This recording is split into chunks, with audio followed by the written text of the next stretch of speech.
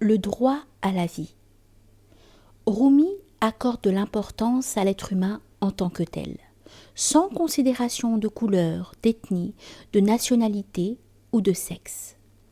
On le sait, le droit à la vie constitue l'un des droits fondamentaux de l'homme dans l'approche qui prévaut aujourd'hui, mais l'on retrouve une posture similaire chez Rumi qu'il invoque même dans le cas des criminels reconnus. L'anecdote suivante, rapportée par Aflaki, est particulièrement signifiante de ce point de vue. Quand il dit « Notre maître, étant un jour sorti par la porte du marché aux chevaux en compagnie de quelques amis, se rendait en pèlerinage au tombeau du sultan des savants, Baha ed-Din Veled.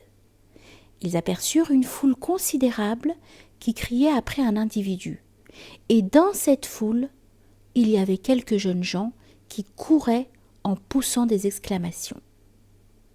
On châtie quelqu'un pour le compte de Dieu. Que notre maître intercède pour lui, car c'est un tout jeune grec. Qu'a-t-il fait ? Dit le maître. On lui répondit, il a tué quelqu'un. On lui applique la peine du talion. Il s'avança aussitôt. Les bourreaux et les hommes de police le saluèrent et se tinrent à distance. Il revêtit alors le coupable de son manteau béni.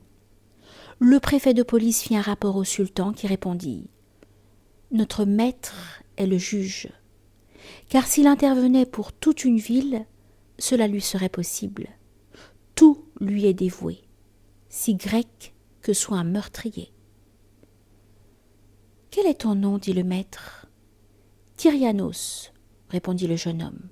« Dorénavant, dit Rumi, on t'appellera Allah-ed-Din, Tyrianos. » En fin de compte, cet individu, par la bénédiction du regard favorable et vivifiant du maître, parvint à un tel rang que les grands shirs et les meilleurs savants restèrent stupéfaits de ses connaissances et de sa conduite, et étonnés de ses saillies et de ses plaisanteries. Le maître avait envoyé une fois un billet au Perwan pour intercéder en faveur d'un meurtrier qui s'était caché dans la maison d'un ami. Le Perwan écrivit en réponse « Cette affaire ne ressemble pas aux autres, car il s'agit d'un meurtre. » Le meurtrier, répondit le maître, on l'appelle communément fils d'Azraïl. S'il ne verse pas le sang et s'il ne tue pas les hommes, que peut-il faire d'autre ?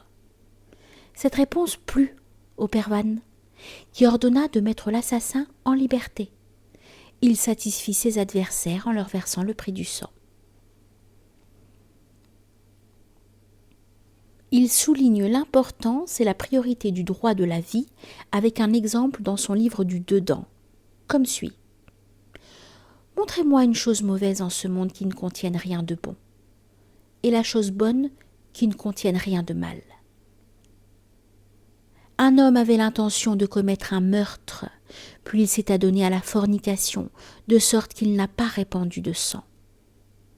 La fornication est un mal, mais ici, elle a empêché un meurtre. C'est un bien. » Rumi prend l'exemple d'un cas de meurtre dont le prophète David se saisit en tant que juge pour souligner le fait que les violations du droit à la vie ne doivent pas rester dissimulées. Le sang ne dort pas. Le désir de s'enquérir d'une difficulté et de la résoudre se trouve dans chaque cœur.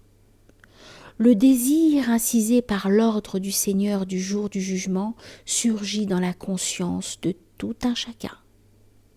Il demande « Comment était-ce avec un tel ? Que lui est-il arrivé ? Qu'est-il devenu ? De même que la graine semée pousse hors de la terre. » Cette interrogation, le trouble des cœurs des hommes, la recherche et la discussion sont le jaillissement du sang de l'homme assassiné.